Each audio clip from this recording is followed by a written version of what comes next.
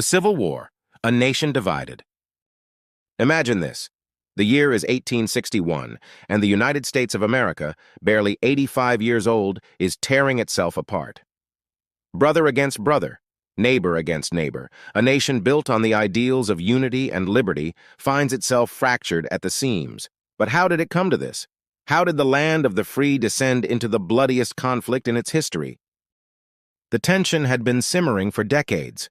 At the heart of it, slavery, a moral, economic, and political divide that could no longer be ignored.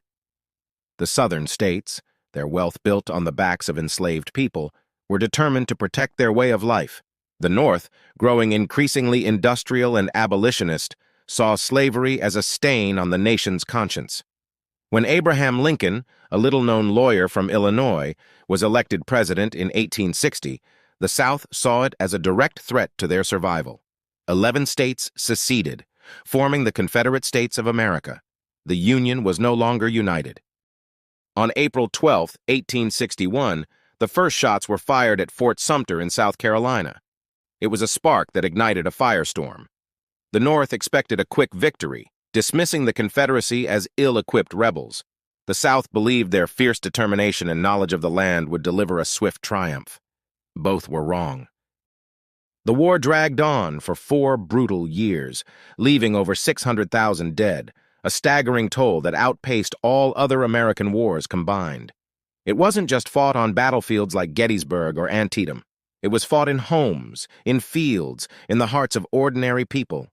Soldiers, some as young as 12, marched into battle with muskets and bayonets, often without shoes.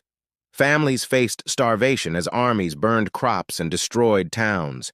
Women, once confined to domestic roles, became nurses, spies, even soldiers disguised as men. But the war wasn't just about who would win. It was about what America would become.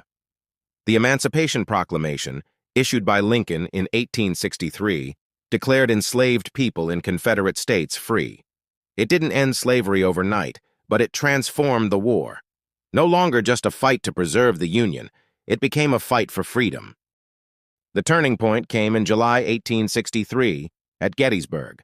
A 3-day clash left tens of thousands dead, and the Confederate Army, led by Robert E. Lee, was forced to retreat. From that moment, the South's hopes of victory began to fade. In April 1865, Lee surrendered to Union General Ulysses S. Grant at Appomattox Courthouse, effectively ending the war. Days later, Lincoln was assassinated, his dream of a reunited nation cut short. The scars of the Civil War ran deep. Cities lay in ruins, families were shattered. Yet, from the ashes rose a new America. Slavery was abolished, but the struggle for true equality was far from over. The war ended, but its echoes shaped the country for generations to come. The Civil War wasn't just a battle between North and South. It was a battle for the soul of a nation. A reminder of the cost of division, the price of freedom, and the unyielding strength of those who dared to fight for what they believed in.